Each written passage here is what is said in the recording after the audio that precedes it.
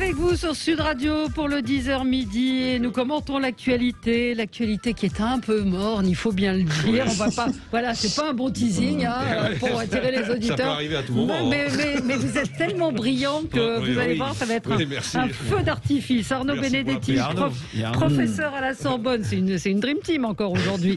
Professeur à la Sorbonne, spécialiste en communication politique, rédacteur en chef de la revue Politique et Parlementaire. Et votre dernier livre, Le progrès est-il dangereux, chez Humain Science. François Monboise, bonjour. Président de la FEVAD, Fédération européenne de vente à distance. Virginie Leguet, chef adjoint au service politique de Paris Match, bonjour. Et bonjour. Frédéric Dabi, directeur général adjoint de l'IFOP. Bonjour à vous, Frédéric. Bonjour Valérie. Merci bonjour à d'être tous. là. Alors, oui, Jean Castex, hier soir, rien de nouveau. Moi, j'ai l'impression d'être une élève de CE2 à qui on répétait la leçon. Ce matin, dans les journaux, ça fait un quart de page, donc rien de neuf. Pourquoi parler ? On va en reparler. Justement, faut-il rouvrir les musées ? On avait envie d'évoquer cette question avec vous, parce que s'il y a un lieu où on peut contrôler les entrées et où il n'y a pas forcément foule, comme il n'y a plus de touristes, ce sont bien les musées. Et puis, faites-vous confiance au gouvernement pour assurer votre sécurité. Petit tour de table de ce qui a retenu votre attention aux uns et aux autres. Arnaud, on va commencer avec vous. C'est un coup de gueule qui me régale. Oui, c'est un coup de gueule. J'ai découvert ça ce matin parce que je réfléchissais un peu, à ce que je pouvais trouver avant de venir. Et en fait, j'ai découvert que l'université de Nanterre avait créé un nouveau poste de chargé de mission pour la promotion de l'écriture inclusive. Donc j'ai trouvé que c'était tout à fait prioritaire vu le contexte aujourd'hui des étudiants. Déjà, ça c'était un premier point, un élément de contexte. Le deuxième élément, ce qui m'a surpris, c'est que je rappelle qu'il y a une circulaire quand même du Premier ministre de 2017 qui bannit l'usage de l'écriture inclusive dans les documents administratifs, et jusqu'à preuve du contraire, il me semble qu'une université, même si elle est autonome, reste un établissement administratif. Et troisième point, qui me choque le plus, parce que moi je suis enseignant et ça m'arrive quand même de corriger des copies, d'avoir les mains dans le moteur, comme on dit.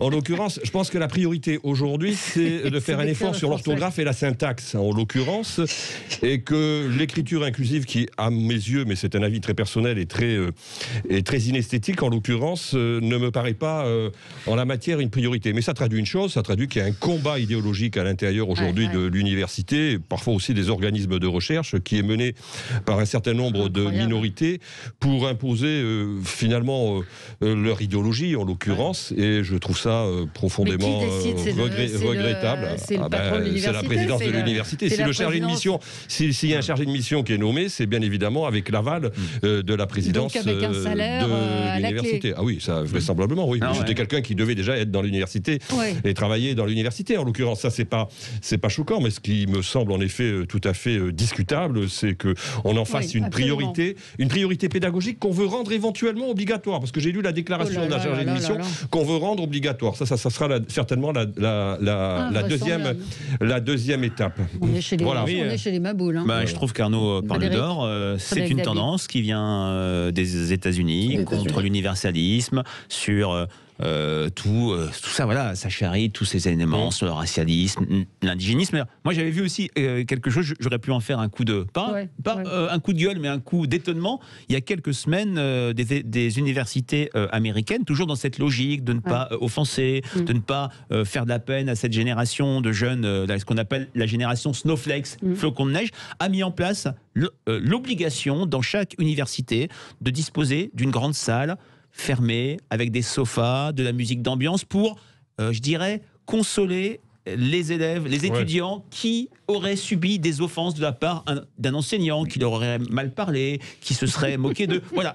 Mais bien sûr, on a tous eu des enseignants pas sympas, donc c'est bien, mais ça traduit bien cette tendance. Relevé, on est loin de l'écriture inclusive dont parle Arnaud, mais c'est cette tendance générale que je trouve assez inquiétante, parce que le point commun sur tous ces sujets qui n'ont rien à voir, c'est quand même remettre en cause le modèle universaliste à la française. Oui, et puis ces générations offensées, comme le dit Caroline Fourest, c'est-à-dire que tout le monde est offensé partout. On a supprimé un certain nombre d'ouvrages dans les universités. Voilà. Oui, François, je crois que c'est un sujet qui vous fait réagir aussi, François Monboise. Oui, ça vient des États-Unis, comme l'a dit Frédéric, et c'est vraiment inquiétant aux États-Unis. Vous auriez pu aussi mentionner une fac américaine où les horaires de réception des parents sont différents pour les noirs et les blancs, blacks, pour les whites et pour les Jewish parents. Donc c'est très grave. On est à l'envers de Rosa Parks, c'est-à-dire qu'on sépare et on segmente. Oui, c'est vraiment très très grave. Plus un nouvel apartheid inversé. Et le New York Times qui écrit black avec un B majuscule et white avec un W minuscule. Et vous évoquez effectivement cette université qui a des horaires différents en fonction de votre groupe ethnique, ce qui est quand même... on y arrive, Virginie. Oui, moi je voulais simplement dire que d'abord cette écriture inclusive est une absurdité, mais que là où je rejoins totalement ce qui a été dit par Arnaud Benedetti, c'est que concentrons-nous déjà sur l'orthographe des enfants et des adultes, parce que je reçois tous les jours ou tous les 2 jours des mails, des tweets, des textos bourrés de fautes d'orthographe, les verbes ne sont pas accordés, les mots ne sont jamais écrits correctement, et ça serait déjà un gros progrès, bien plus que de promouvoir l'écriture inclusive, qui ne fait en plus que brouiller un peu plus la compréhension qu'ont nos compatriotes de la langue française. Donc concentrons-nous déjà sur écrire correctement le simple français, et on verra après s'il est temps de passer à autre chose, mais l'écriture inclusive est une le totale simple français absurdité. qui n'est pas toujours très simple, d'ailleurs. Il n'est pas toujours très simple, effectivement. Non, mais qui est une belle langue dont nous honorerions tous à écrire correctement les subtilités et les accords. Et il y avait eu aussi ce pasteur aux États-Unis qui avait dit Amen, Amen, et il a continué avec A woman, parce qu'il pensait que c'était un homme et une femme. Voilà. Bon, on va marquer une pause. Non, on ne marque pas du tout une pause maintenant. On va passer peut-être à François Monboisse. Pour le coup de gueule, oui. En fait, le procès, l'affaire du siècle, a été quand même utile parce qu'on a eu le jugement écrit. Et dans le jugement écrit, on s'est rendu compte que le ministère de l'écologie, par l'intermédiaire de son avocat, avait écrit, je cite, « En ce qui concerne l'objectif d'augmentation des énergies renouvelables, donc les éoliennes et le solaire, celui-ci est indépendant des émissions de gaz à effet de serre. » Donc pour se défendre de ne pas construire assez d'éoliennes, le ministère de l'écologie a dit « Mais attendez, ça n'a rien à voir avec les émissions de CO2. » On est content de l'apprendre. Qu'est-ce qu'on s'embête avec ces champs d'éoliennes partout en France, contre lesquels les riverains râlent avec raison. Je ne sais pas si vous savez qu'une loi est passée il y a 6 mois pour supprimer tous les recours qu'on peut faire pour les éoliennes. C'est-à-dire qu'on est en processus accéléré systématiquement pour éviter les pétitions des riverains qui en général sont contre, parce que maintenant on commence à les mettre dans des endroits absolument magnifiques, la baie de Saint-Brieuc, l'estuaire de la Gironde, des endroits Natura 2000, enfin c'est quand même hallucinant. Et maintenant le ministère de l'écologie dit que ça ne sert à rien pour les gaz à effet de serre. Donc ça sert à quoi Non mais c'est extraordinaire parce que ça j'ignorais ce que vient de dire François en l'occurrence. Ça veut dire que quand même qu'au nom du combat écologique qui s'est bâti sur la défense notamment des associations, des riverains, on va interdire des riverains et le tissu associatif de pouvoir finalement mener des actions collectives contre l'implantation d'éoliennes. C'est tout à fait un renversement, j'allais dire, politique qui, en mon avis, dit quelque chose de profond, encore une fois, dans les combats idéologiques qui sont menés. Allez, on marque une pause, c'est l'heure des infos, à tout de suite. On est ensemble sur Sud Radio jusqu'à midi pour commenter l'actualité avec Frédéric Dabi, directeur général adjoint de l'IFOP, Arnaud Benedetti, professeur à la Sorbonne, spécialiste en communication politique, François Monboisse, président de la FEVAD, et Virginie Leguet, chef adjoint au service politique de Paris Match. Juste pour conclure sur les éoliennes, donc ça sert à quoi les éoliennes si c'est pas pour contrer les émissions de gaz à effet de serre? Ça sert à remplir cet objectif idiot de 50% de l'électricité d'origine nucléaire. C'est-à-dire que ça fait baisser la part du nucléaire. Tout vient de là, c'est le programme électoral. mais on a vu que ça fonctionnait pas forcément très bien. Dans la loi. On l'a mis dans la loi. Et maintenant, ce qui est mis dans la loi, il faut une autre loi pour l'enlever. Super. On en est là. C'est idiot, mais c'est comme ça. C'est comme ça. Virginie, un coup de gueule. Oui, je voulais simplement dire à propos de la pétition qu'évoquait tout à l'heure Monsieur Monboise, que j'ai en mémoire une déclaration d'Emmanuel Macron extrêmement méprisante en disant que tout ça ne mènerait pas loin et que tout ça n'avait pas de sens. Et il s'est bien trompé. Il a peut-être prêché par excès de je ne sais pas, de condescendance ou de mépris vis-à-vis de ses signataires et de cette pétition, parce qu'elle a fait son chemin, elle a remporté un très grand succès dans la population et elle vient de remporter une toute petite victoire. Voilà. Alors, votre coup de gueule, Virginie? Alors moi, mon coup de gueule, c'était sur cette petite musique qui monte et qui est activée par certains, comme notre confrère François de Closet, sur laissons mourir les vieux parce que les jeunes vivent des mauvais moments. Et je voulais rappeler à monsieur de Closet que quand nous avons été jeunes, et nos jeunes d'aujourd'hui, nous avons beaucoup appris des vieux qui nous ont enseigné à l'école, qui nous ont appris à faire de la musique, qui nous ont appris à nous développer et à devenir les adultes que nous sommes. Et que nos jeunes, nos enfants, nos petits-enfants, enfin peu importe, font exactement la même chose. Et que cette solidarité qui doit exister entre les jeunes et les vieux, elle est exactement ce qui fait le sens absolu d'un pays, d'une nation et d'un corps social. S'il n'y a pas cette solidarité, si les vieux et les jeunes ne se sentent pas liés ensemble par un pacte, j'allais dire, de bienveillance et de on en bave un peu, nous les jeunes, parce que c'est vrai qu'on en prend plein la figure, mais on comprend l'objectif général et je trouve extrêmement pervers, pour ne pas dire nocif, ceux qui s'amusent à dire « Oh, les vieux, ils sont au bord de la mort, laissons-les mourir ».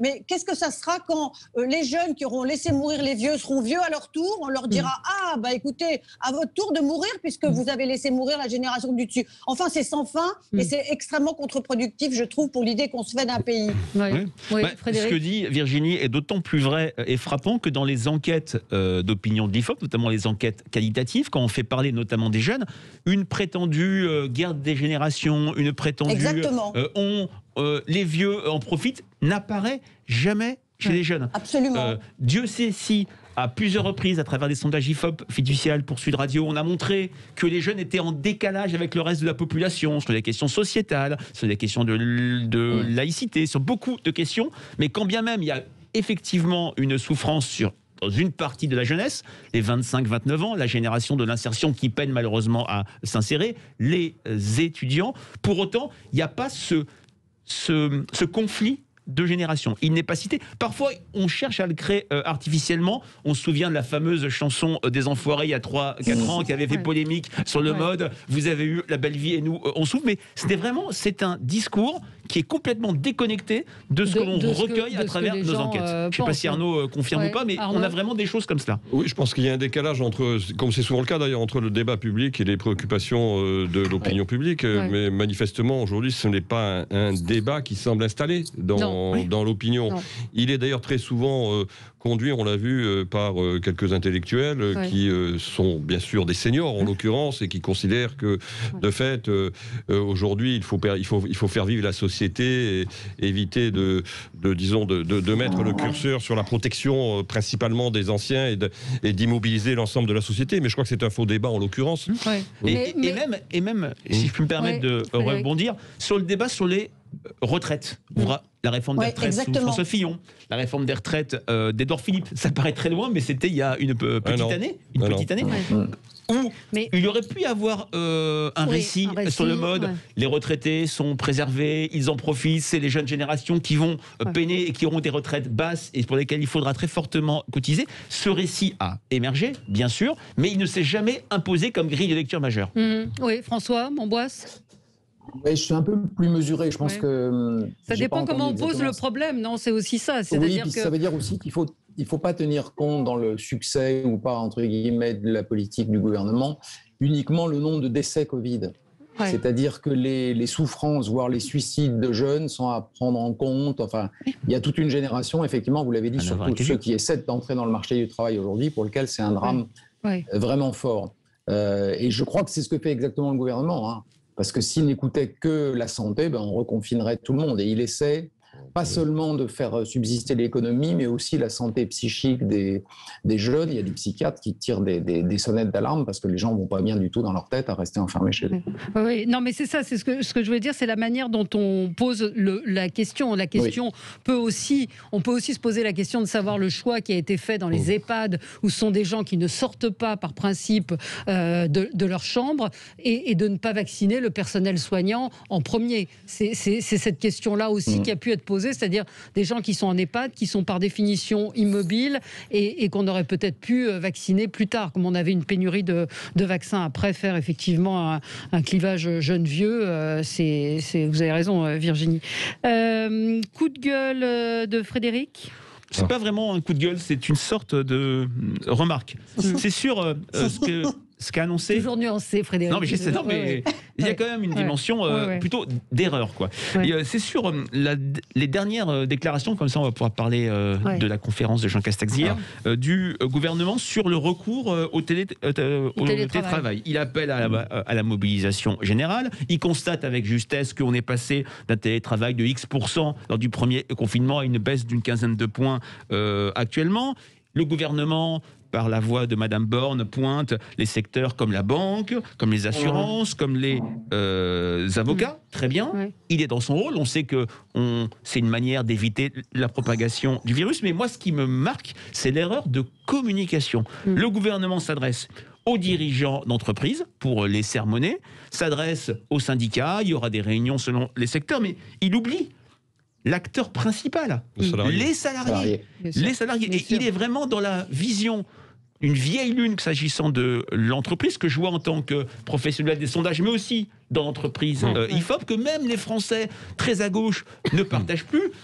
C'est le patron de droit divin, il y en a bien sûr ça et là, mais clairement, la question du moindre recours au télétravail vient des salariés. Les salariés, je le vois dans mon entreprise, veulent revenir dans leur entreprise, puisqu'ils ont vu que le télétravail était, j'avais appelé le télétravail d'un oxymore, un poison délicieux. Sur le papier, c'était absolument formidable, on est chez soi, pas de transport, on est tranquille, mais au fur et à mesure du prolongement du confinement, au fur et à mesure du décalage entre le télétravail souhaité avant la crise du Covid, on était à un jour à un jour et demi pour les salariés franciliens, c'était l'enquête IFOP SFL.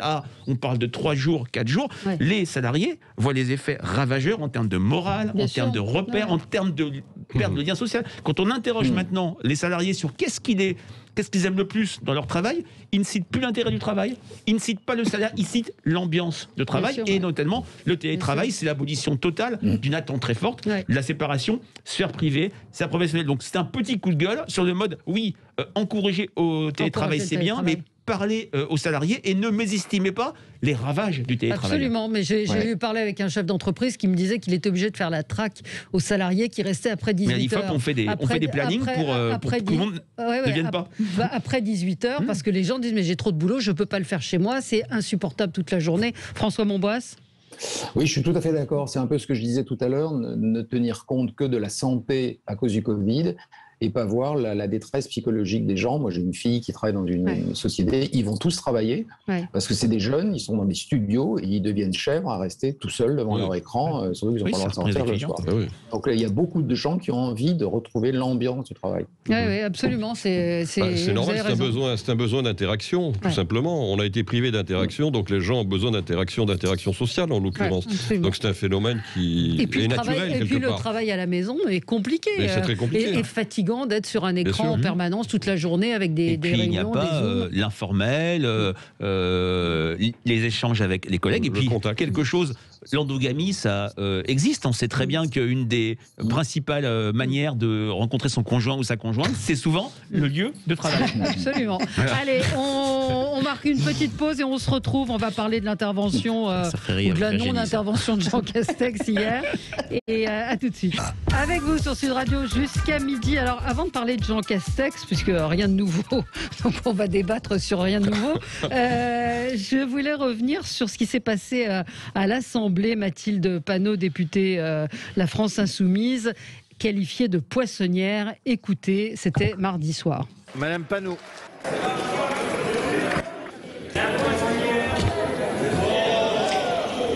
Président.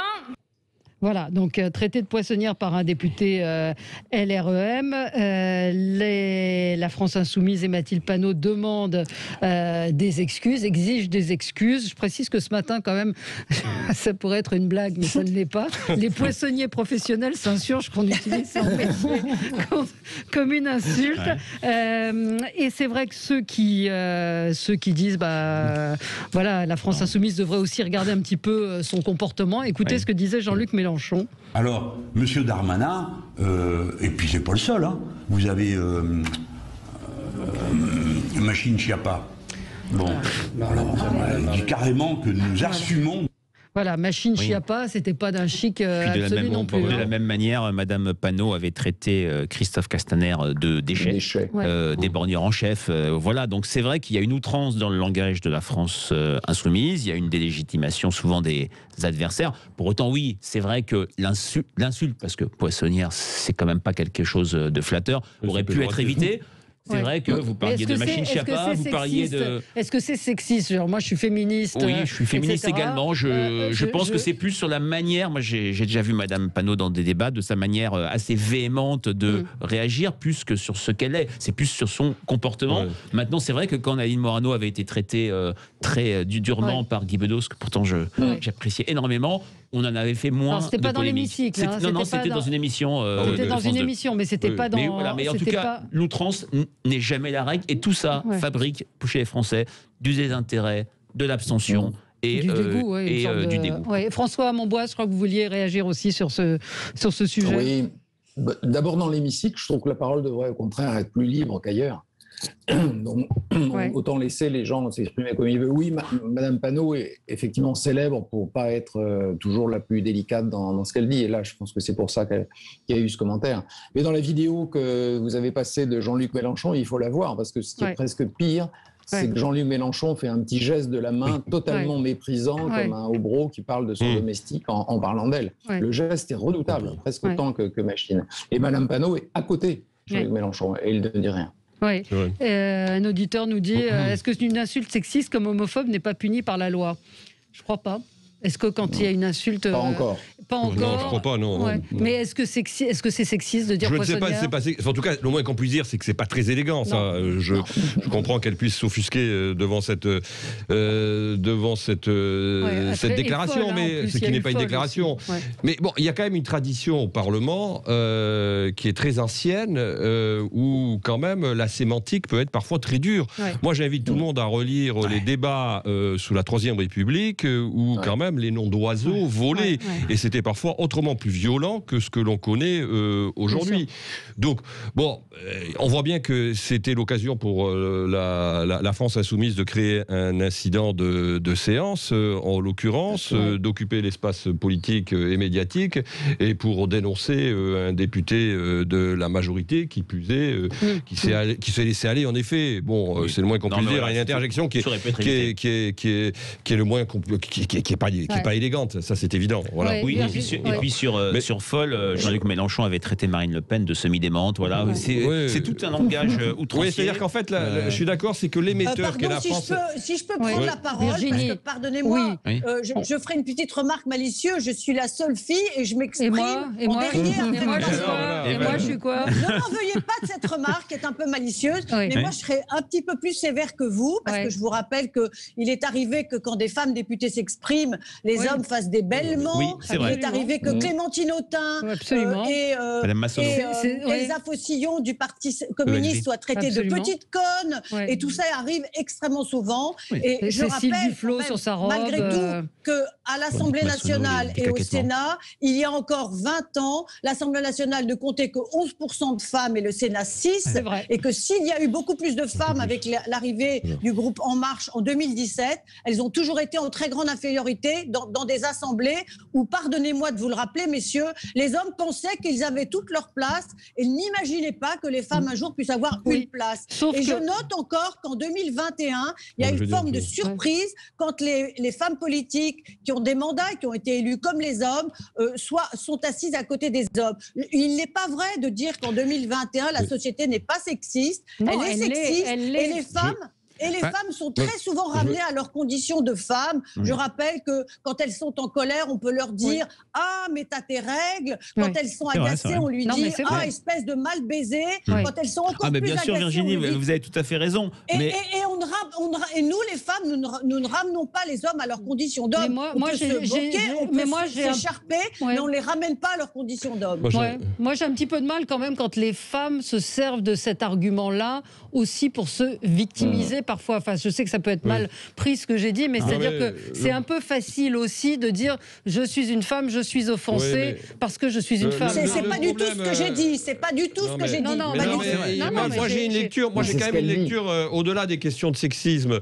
J'ai une lecture plus politique. Je pense que finalement, l'émetteur, et ça a été dit autour de cette table, qu'est la France insoumise, qui quand même ne brille pas par la modération de sa sémantique et la modération de ses propos pour dénoncer ses adversaires politiques, quels qu'ils soient, n'est pas le mieux placé pour donner des leçons de civilité parlementaire, en l'occurrence. C'est la réponse à notre auditeur, Michael, qui me dit, mon Dieu, j'espère que vos enfants ne sont pas élevés comme ça, comme des femmes ont insulté, on a le droit de les insulter. Non, mais il faut c'est ce que vient d'expliquer Arnaud Benedetti. Ils ont le droit de s'exprimer. Ils ont le droit de s'exprimer ainsi, en l'occurrence.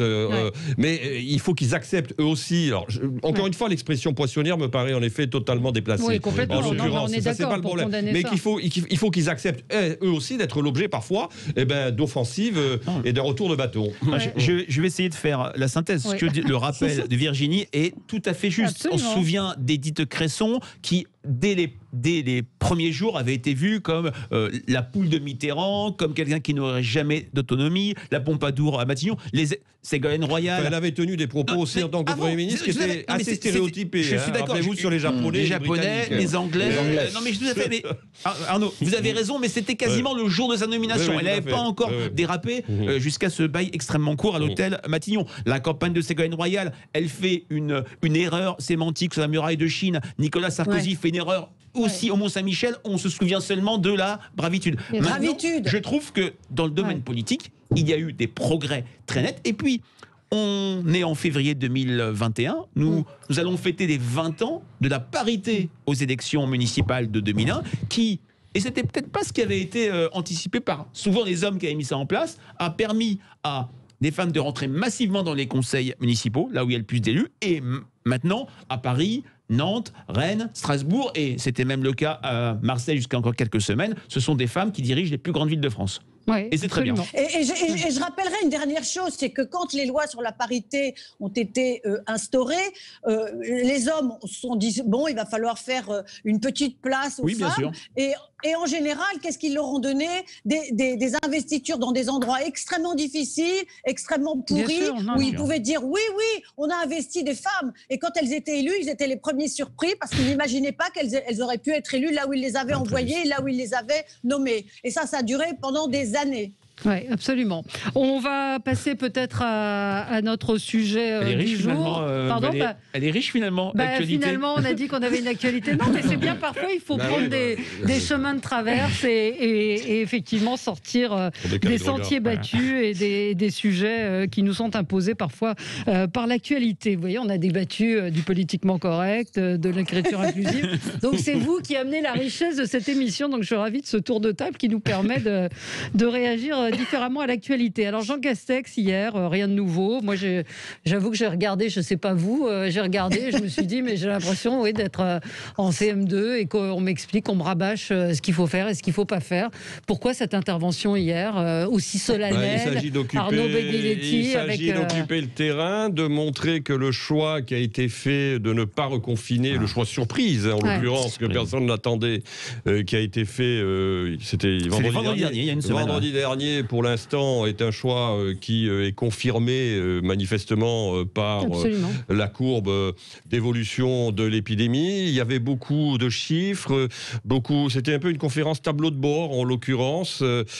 Je ne sais pas si ça apporte quelque chose à l'opinion publique, mais manifestement, ça a une fonction peut-être de réassurance aussi de l'exécutif qui a le sentiment qu'il maîtrise sa communication en occupant le terrain avec un certain nombre de présentations qui font un état de la situation. Je crois que c'est comme ça qu'il faut le prendre, mais sur le fond, je suis d'accord avec vous. Il n'y avait pas grand-chose dans cette conférence de presse, manifestement. Oui, absolument. Oui, je partage ce que vient de dire Arnaud. C'est la continuité de ce choc psychologique quand même qu'il ne faut pas négliger de ce qui s'est passé vendredi dernier où Emmanuel Macron, Jean Castex, je fais référence au tweet d'Emmanuel Macron de samedi, de sa déclaration au journal de TF1 qui n'était pas prévu mardi, veut montrer qu'il a repris la main, qu'il n'est plus comme dans l'imaginaire ou peut-être la réalité perçue par les Français dans la main des scientifiques, des médecins, mais que on revient à la vision idyllique ou idéalisée des Français. C'est le politique qui consulte, mais qui prend la décision, qui mène,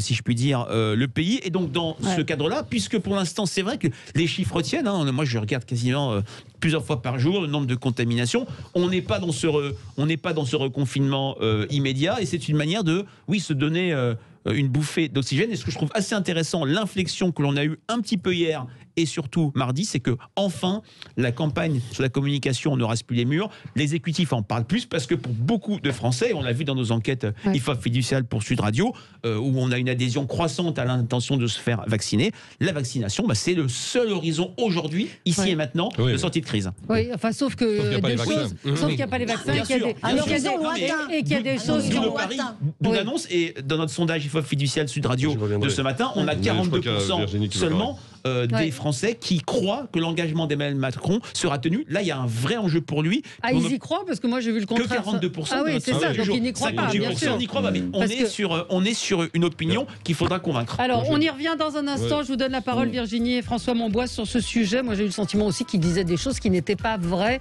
sur la vaccination. À tout de suite. Débat. Allez, on est ensemble et nous commentons l'actualité avec Arnaud Benedetti, Frédéric Dabi, François Monbois et Virginie Leguet. Alors Virginie, nous parlions de l'intervention de Jean Castex hier qui a fait de la pédagogie. Qu'en avez-vous pensé ?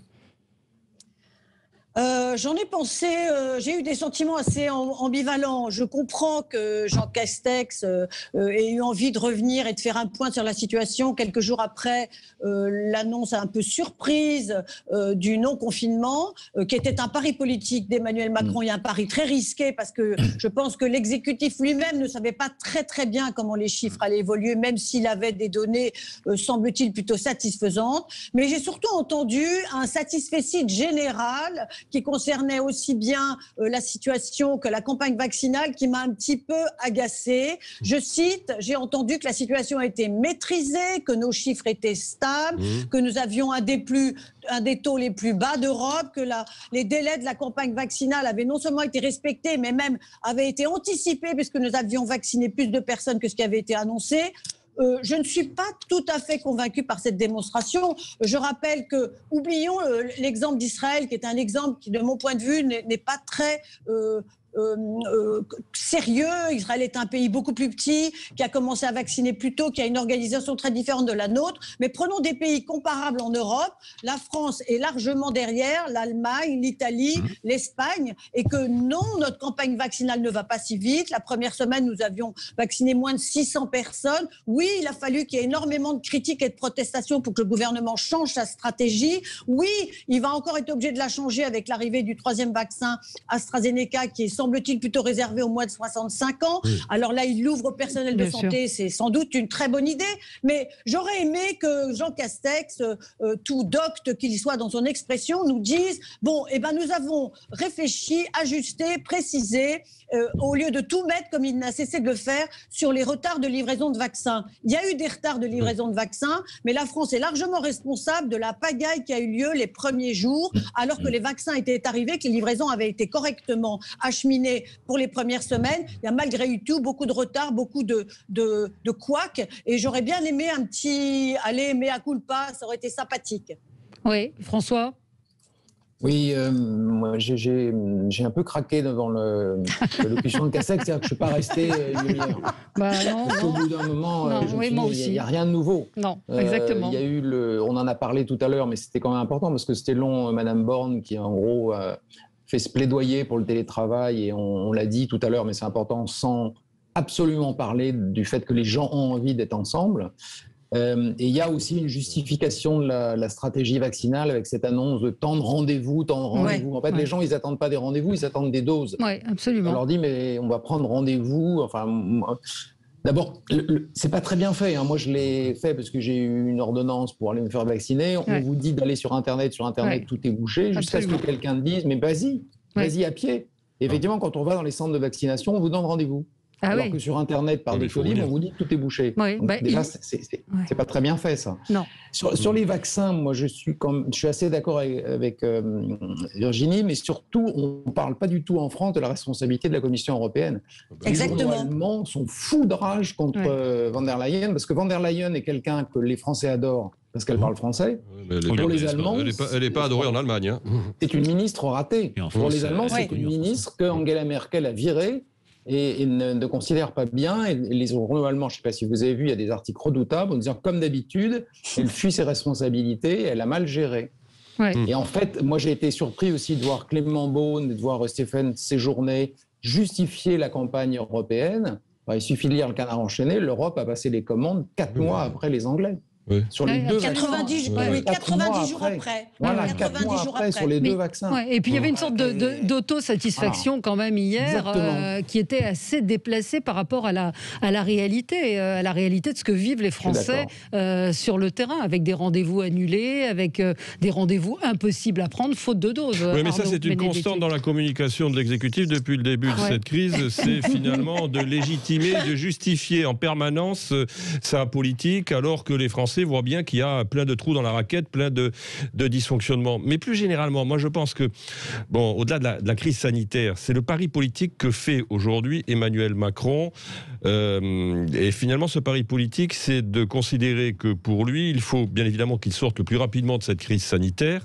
Ça me paraît évident, parce que tout simplement, dans la perspective de l'élection présidentielle, il ne sera certainement pas jugé sur son bilan, que les Français et les Français auront vraisemblablement pour une grande partie oublié, mais plutôt sur la façon dont il aura géré et surtout permis au pays de sortir le plus rapidement de cette crise. Et là, il y a 2 paramètres. Le premier paramètre, c'est qu'en effet, il décide pour l'instant de ne pas reconfiner, parce qu'il sent qu'aussi, malgré tout, dans une partie de l'opinion publique, il y a, disons, des secteurs de l'opinion qui commencent vraiment à être lassés, voire très mécontents de ces mesures de stop and go. Donc, il fait une anticipation de ce point de vue-là, mais il a intérêt à ce que sa stratégie réussisse, parce que s'il y a, avec les différents variants, un rebond épidémique, et s'il est obligé de reconfiner, là, il va y avoir un problème. Pas seulement un problème sanitaire, mais un problème politique pour lui. Et le deuxième sujet, c'est les vaccins. C'est-à-dire qu'il a compris que, vraisemblablement, pour sortir de cette crise, il fallait vacciner très vite. Le problème, c'est que on n'arrive pas à vacciner très vite pour 2 raisons. La première raison, elle a été dite, elle est européenne. Moi, je constate quand même qu'Israël, eux, ils ont eu une stratégie, bien évidemment, qui est une stratégie qui leur est propre et qui leur a permis d'avoir des vaccins très rapidement, en payant plus cher vraisemblablement que les Européens, mais en permettant de vacciner. Et le problème, c'est qu'il a annoncé quand même, moi c'est ce qui m'a frappé encore une fois lors de son intervention de mardi sur TF1, et il a dit globalement que tous les Français adultes seront vaccinés d'ici l'été. Il prend un risque considérable en annonçant ce chiffre, parce que s'il est démenti par les faits, par les faits, eh ben, moi je pense que là, politiquement, il risque de se retrouver dans une situation très compliquée. Oui, je partage ce que dit Arnaud. Ça rappelle la promesse du début de quinquennat de François Hollande d'inverser la courbe du chômage. Ça avait été dramatique. Je pense qu'il pousse son risque jusqu'au bout. Le gouvernement a tenu son pari qui était extrêmement modeste, souvenez-vous-en, mais après les 500 personnes vaccinées au bout d'une semaine, on était un peu inquiets. L'opinion était inquiète. Sur les 1 million à la fin du mois de janvier, c'était pas très difficile, mais ça a 1 million de premières doses. Nous sommes d'accord. J'avais bien noté, chère Virginie, qu'il y avait 2 doses pour ce vaccin dont je n'ai pas encore bénéficié. Mais c'est vrai que c'est une manière aussi qu'a Emmanuel Macron de peut-être mettre la pression sur la haute administration, sur la superstructure, parce que effectivement, contrairement à Giscard d'Estaing, à Nicolas Sarkozy, des présidents battus surtout sur leur bilan, il pourra être pour partie exonéré parce qu'il y a une crise mondiale qui a absolument tout bouleversé, mais il sera jugé, et je partage ce que dit Arnaud Benedetti, sur sa capacité à remettre le pays en ordre à projeter les Français dans la France d'après-crise. S'il n'y a pas vaccination, il n'y a pas après-crise, et il n'est absolument pas impossible que dans 15 mois, dans la campagne présidentielle, on sera encore en contexte de pandémie. Personne ne peut le mentir aujourd'hui. Oui, François. Mais Emmanuel Macron s'était engagé pendant la campagne présidentielle à réformer l'État et à s'occuper de l'organisation de l'administration. Non seulement il n'a rien fait, mais il y a plus aujourd'hui de personnel dans l'administration qu'il y en avait en 2017. Donc il est déjà jugé sur son incapacité à tenir cette promesse. Et depuis 1 an, nous sommes en crise aiguë. Et ce qui était invisible par petit temps, où tout va bien, où le vent souffle dans les voiles, devient extrêmement criant et pénalisant depuis un an que nous sommes dans la tempête. On voit à quel point cette administration est lourde, immobile, incapable de prendre des risques, incapable de se remettre en question, et qu'elle ne fonctionne que sur ses vieux raisonnements d'il y a 20 ans ou 30 ans. C'est dommage. Oui, absolument. Oui, François ? Oui, mais il avait fait une autre promesse aussi redoutable. Il avait dit qu'à la fin de l'année, il n'y aurait plus personne qui dormirait dans la rue. Oui, exactement. Je ne sais pas si vous vous souvenez, ça. Ouais. Je crois qu'il a tendance à se laisser emballer par des promesses. Oui, c'est le poison présidentiel où souvent c'est la promesse. Moi, hier, j'imaginais quand même, encore une fois, et j'insiste là-dessus, face à la colère des gens qui n'arrivent pas à se faire vacciner et qui entendent des choses... Encore une fois. Oui, mais parce qu'ils sont dépendants. Vous savez, dans leur communication, ils sont dépendants, et ils sont trop dépendants des éléments de leur administration. C'est les éléments de langage, ils sont fournis par les administrations centrales au cabinet, qui ensuite les donnent aux ministres. Donc, en fait, alors on voit bien qu'aujourd'hui, il y a un discours, et Virginie a raison, sur la réforme de l'État. Je pense qu'en effet, il n'y a pratiquement rien eu de fait, même rien eu de fait totalement. Rien. La difficulté, c'est que, si vous voulez... Le problème, c'est qu'aujourd'hui, il y a une petite musique critique qui émane du politique, c'est-à-dire de l'exécutif, contre ce qu'on appelle l'État profond.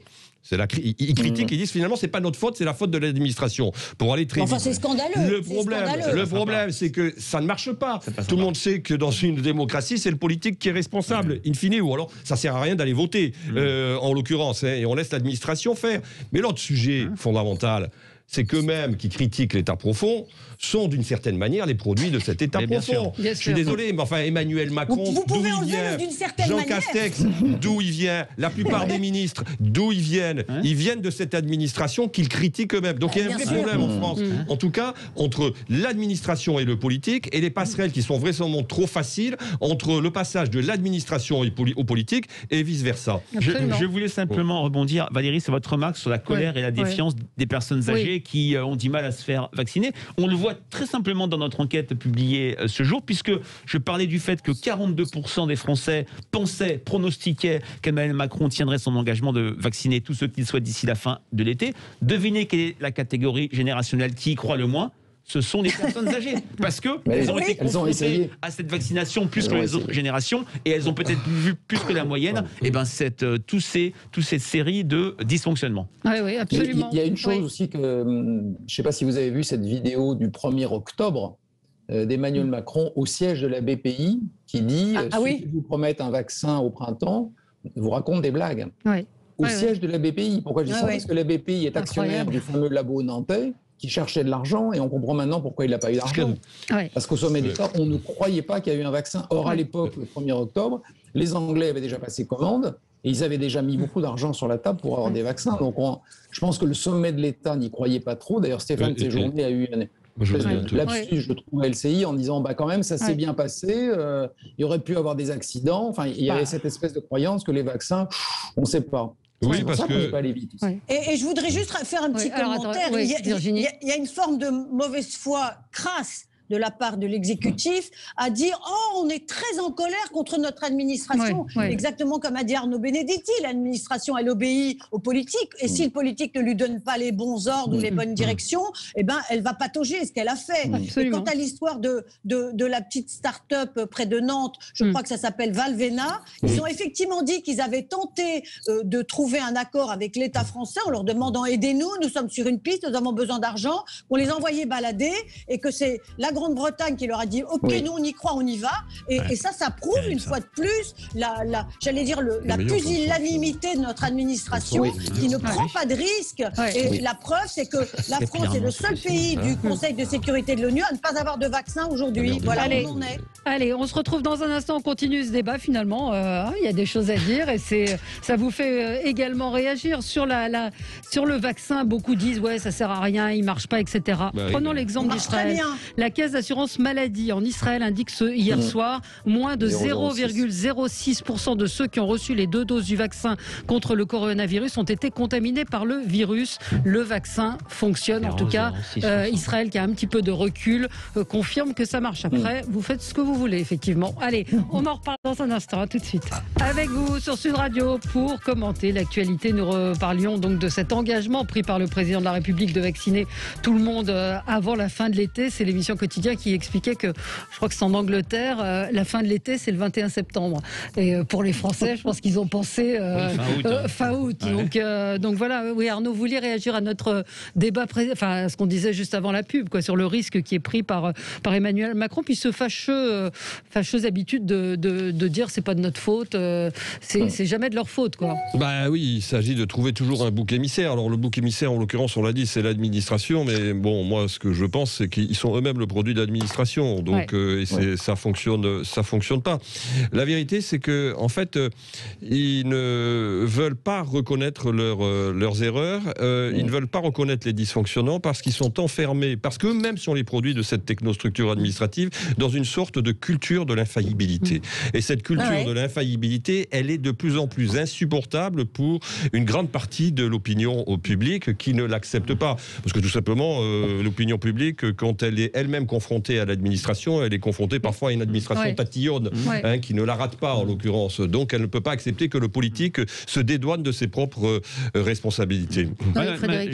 C'est pour approfondir sur ce que dit Arnaud. Dans les enquêtes d'opinion, il y a 3 scénarios qui conduisent à des ruptures d'opinion, c'est-à-dire à un jugement extrêmement sévère, une perte de popularité présidentielle. C'est d'abord la tromperie, le mensonge.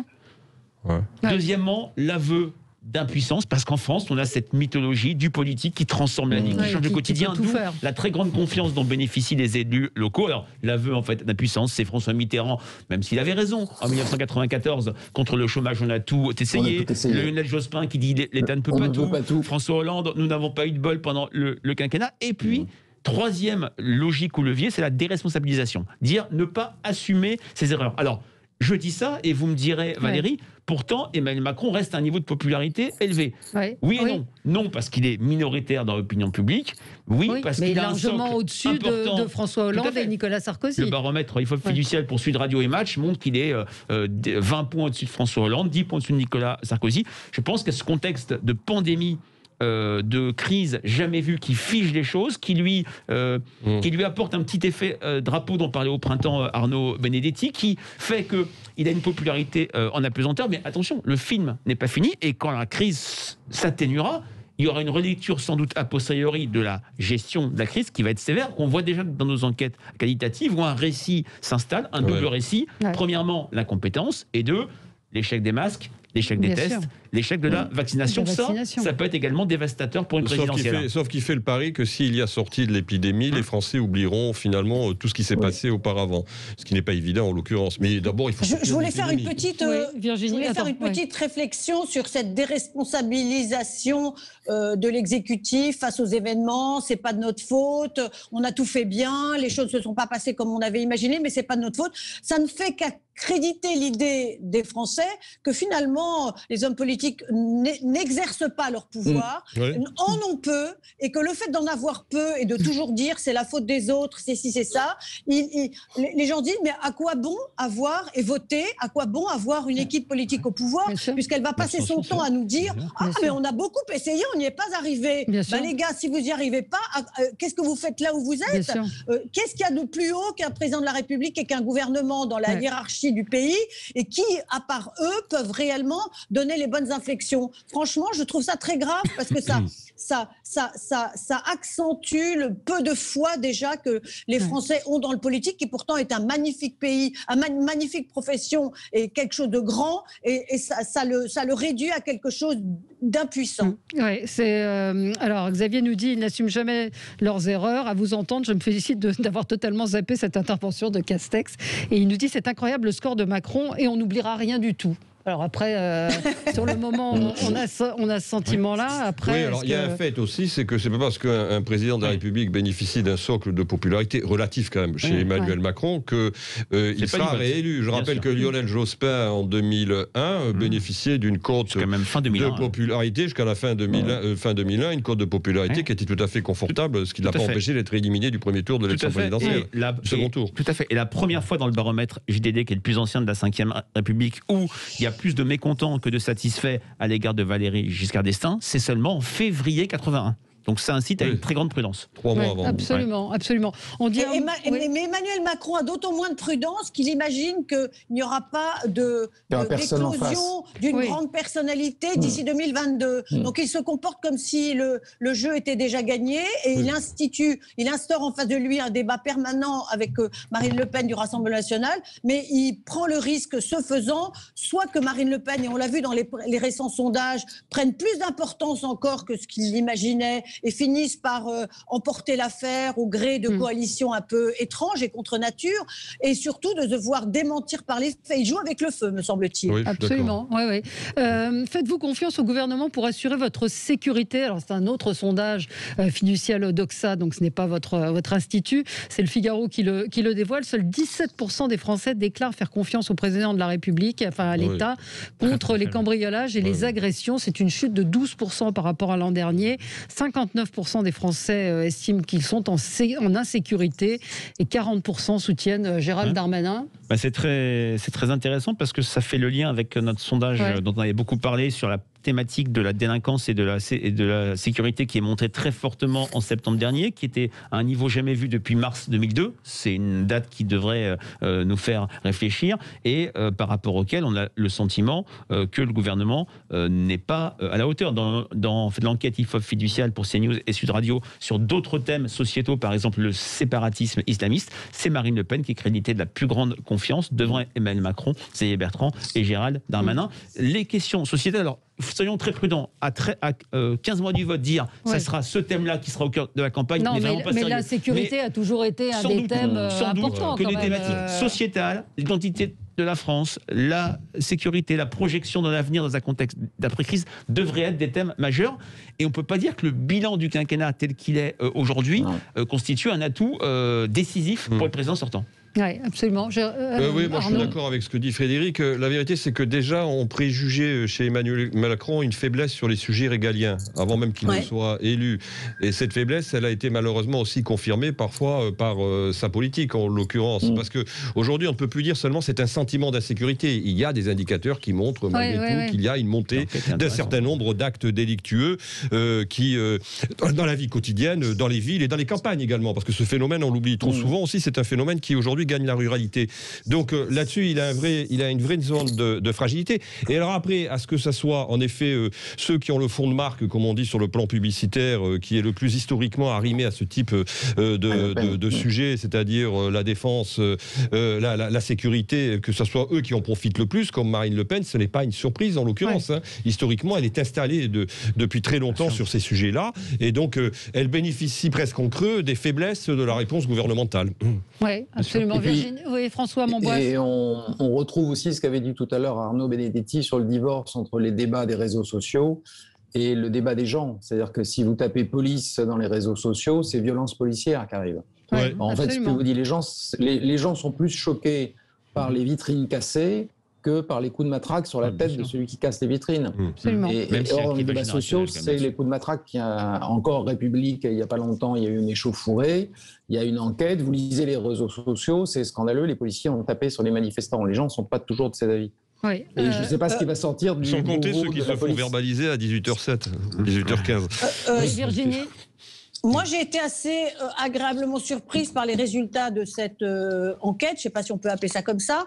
Si le sentiment d'insécurité est de 59%, les policiers restent majoritairement appréciés. Je crois que le chiffre est de 75%, avec une nuance qui concerne les personnes, ce qui est appelé par le Figaro, jeunes et modestes, qui ont une image moins positive des policiers. Mais ce qui est reproché de façon assez unanime par ceux qui sont interrogés, c'est plutôt le manque de réponse pénale, le manque de la faiblesse des condamnations ou les condamnations pas appliquées, l'inefficacité du système judiciaire. Or, tout ça, ça dépend de quoi? Eh bien, de l'exécutif, du ministre de la Justice, de la façon dont les inflexions politiques vont être données place Vendôme et au ministère de la Justice. Donc, finalement, les Français, ils sont très malins, ils comprennent bien que ce n'est pas les policiers qui sont responsables peut-être de ne pas courir ou de ne pas punir les cambrioleurs, même s'ils courent après eux, mais que c'est plutôt, une fois que les cambrioleurs sont arrêtés, qu'est-ce qu'on en fait? En général, on les relâche et ils le voient, eux, sur le terrain. Et j'ai trouvé que ça montrait une assez grande maturité des Français qui restent assez liés avec leur police, contrairement à ce que, justement, la France insoumise ne cesse de dire. Oui, non, il arrive assez haut. François, vous voulez réagir? Oui, plus je crois qu'il y a un phénomène aussi qui choque les gens et les policiers, c'est les barrages routiers qui sont presque systématiquement grillés. Il y a énormément de gendarmes ou de policiers qui sont juste renversés par les voitures qui foncent sur les barrages. Ça n'existait pas, ça, il y a longtemps. Il y a eu toujours des manifestations, il y a eu toujours des coups de matraque, bien sûr, des vitrines cassées.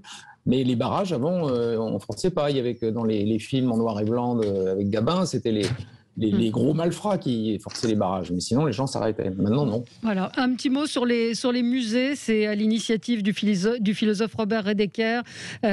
Plusieurs personnes ont signé une tribune, dont Stéphane Bern et Luc Ferry, qui plaident pour une réouverture prudente mais immédiate des musées dans notre pays. Nous comprenons que les pouvoirs publics veuillent imposer des mesures strictes pour vaincre la pandémie. Mais c'est vrai qu'on ne voit pas pourquoi il est possible d'avoir des jauges, des gestes barrières dans les musées. Encore une fois, les touristes ne sont pas là. Ça semblerait être une mesure de bon sens. François ? Oui, puis ça fait partie de ce que le professeur Pittet, je ne sais pas si vous vous souvenez, le Suisse qu'on voyait, disait, il faut apprendre à vivre avec le virus. Donc, si on a le virus pendant 1 an, on ne va pas avoir les musées fermés pendant 1 an. Idem pour les salles de spectacle. Il faut trouver des jauges très strictes, mais que la vie reprenne un peu quand même. Les universités aussi. Oui. Mais les musées, c'est encore plus facile. Oui, ça me paraît surtout que c'est déjà assez normé, les musées, en l'occurrence.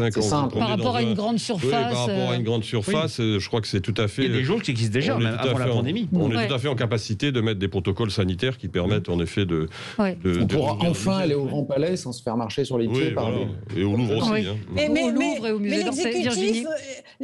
l'exécutif montre la même rigidité sur ces questions-là que, souvenez-vous, lors du débat qui avait eu lieu entre les librairies et les grandes surfaces qui vendaient des livres, plutôt que d'autoriser les librairies à ouvrir, il a fermé tous les rayons des grandes surfaces qui avaient des livres.